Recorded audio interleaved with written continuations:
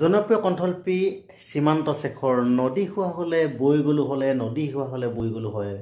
সঁচাকৈ এই যে বগী নদী যিখন দলং যেতিয়া আমি বগী নদীৰ যিখন দৃশ্য দেখিছিলোঁ তেতিয়া সীমান্ত শেখৰৰ সেই গীতটোলৈ মোৰ মনত পৰিছিল আৰু সেইবাবে প্ৰথমে আপোনালোকক সেই গীতৰ দৃশ্যাংশ আপোনালোকক দেখুৱাই লৈছোঁ আৰু ইয়াৰ পিছত মই ব্লগটো আৰম্ভ কৰিছোঁ।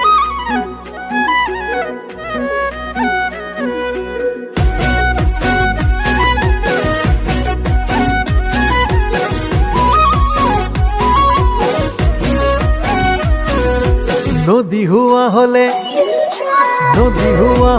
ও মৰম বৈ গলো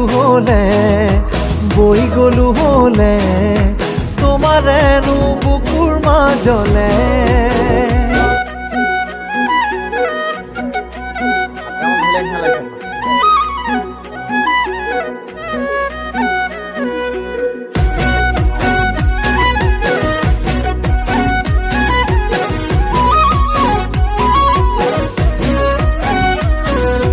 নদী হোৱা হলে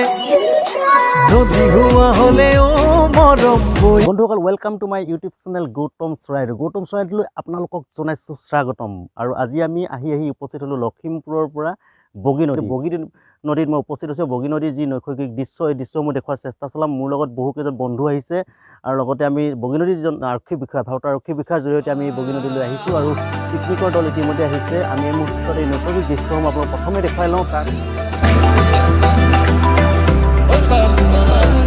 এই আপোনালোকে দেখিছে, এইখনে হ'ল বগী নদী। দেখিছে আপোনালোকে কি সুন্দৰ এক পৰিৱেশ। এই মুহূৰ্তত মই দেখুৱাইছোঁ বগী নদীৰ যিটো দৃশ্য।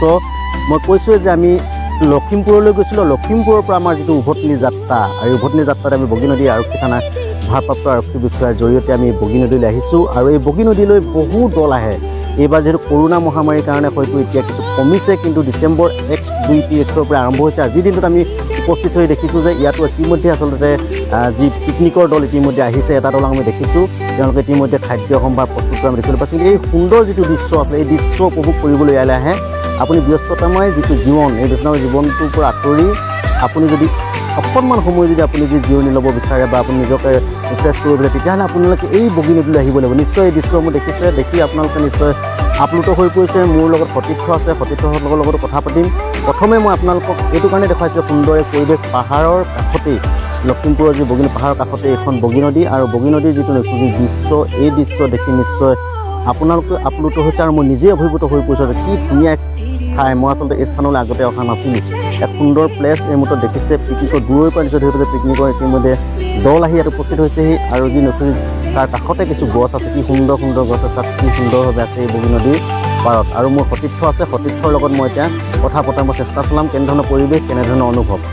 আৰু এই স্থানত যি বগী নদীৰ যিটো আচলতে প্লেচৰ কথা ইতিমধ্যে আপুনি উল্লেখ কৰিছে, কিমান এটা সুন্দৰ চাৰিওফালে আমি যি দৃশ্য, আচলতে যি নৈসৰ্গিক দৃশ্যই আমাক আপ্লুত কৰিছে আৰু খুব সকলোৱে আহিব পাৰে। ইমান এটা সুন্দৰ পৰিৱেশ, যাতায়াতৰ খুব সুবিধা। বগী নদীৰ পৰা তেনেই কাষতেই, মূল পথৰ পৰা ঘাইপথৰ কাষতেই লাগি আছে, একো অসুবিধা নাই। আপোনালোক সকলো আহক, ইয়াত উপভোগ কৰক এই বগী নদীৰ যি নৈসৰ্গিক শোভা, অপৰূপ আচলতে ইয়াৰ যিটো দৃশ্য প্ৰত্যক্ষ যদি আপুনি নকৰে নিশ্চয়কৈ জীৱনত মুঠতে ইয়ালৈ নাহিলে তেওঁ অনুভৱ কৰিব নোৱাৰিব। সেইটো অতি গুৰুত্বপূৰ্ণ।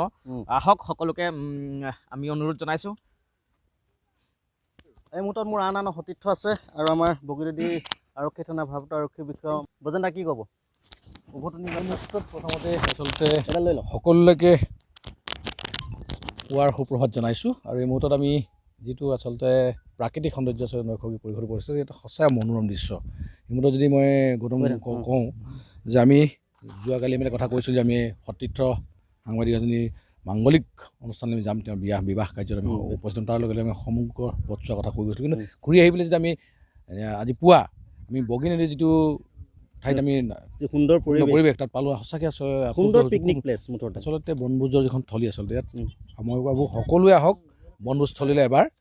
এই ঠাইত আচলতে আমি ভবাতকৈ বহু ওপৰত, আচলতে আমি যিধৰণে ভাবি আহিছিলোঁ যে তেনেধৰণে লখিমপুৰৰ যিটো যাত্ৰাতকৈ আমি বহু ওপৰত আচলতে এই যাত্ৰাসমূহ পাইছোঁ। এইমতে আমি আচলতে আমাক এই গোটেই পৰিৱেশটোৰ কথা বৰ্ণনা কৰিলে আমাৰ যিজন আমাৰ এই ঠাইখনৰ ভাৰপ্ৰাপ্ত আৰক্ষী বিষয়া অধিকাৰী চাই আচলতে আমাক জনালে যে ইয়াত সঁচাকৈ সুন্দৰ এটা পৰিৱেশ আছে, পুৱাই আপোনালোকে যাওঁ বলক আমি চাওঁ। কিন্তু আজি ইয়াত আহি পেলাই দেখিছোঁ সুন্দৰ পৰিৱেশ। গৌতম, মই সঁচাকৈ আপ্লুত হৈছোঁ যে এতিয়া প্ৰাকৃতিক সৌন্দৰ্যৰে ভৰপূৰ এটা পৰিৱেশ। আৰু ঠিক তেনেকৈ এইটুকুৰা ঠিক ইয়াৰ কিছু দূৰত্বৰ পাছত আচলতে আমি যদি সিফালৰ পৰা আহি থাকোঁ আচলতে দুলীয়াজানৰ পৰা আমি আমাৰ বগীবিল হৈ যাত্ৰা কৰাৰ পাছত গোগামুখৰ পাছত আচলতে বগী নদীৰ যিটো এই পৰিৱেশৰ লখিমপুৰ পৰা পূৰ্বে হয় লখিমপুৰ পৰা পূৰ্বে সুন্দৰ ঠাই আছে সুন্দৰ ঠাই আচলতে মোৰ পথৰ পৰা কিছু আহিয়ে পোৱা আমি যায় পোৱা যায় প্ৰায় 1.5 কিলোমিটাৰমান দূৰত্বৰ এতিয়া আমি কি ক'ব আচলতে যিসকলে আহিব বিচাৰিব নতুন বৰ্ষত কি ক'ব তেওঁলোকক আচলতে মই কওঁ যে তেওঁলোকে এবাৰ আহক আৰু এবাৰ চাই যাওক এই ঠাইখনৰ কথা এই ঠাইখিনিৰ বিষয়ে তেওঁলোকে জানি যাওক আচলতে আমি লখিমপুৰ বুলি ক'লে যিটো মনত ধাৰণা আছিল গোগামুখ বুলি ক'লে যিটো ধাৰণা বা বগা নদী বুলি ক'লে যিটো আমি আমাৰ ধাৰণা সেই ধাৰণাৰ সম্পূৰ্ণ এটা বিপৰীত ছবি আচলতে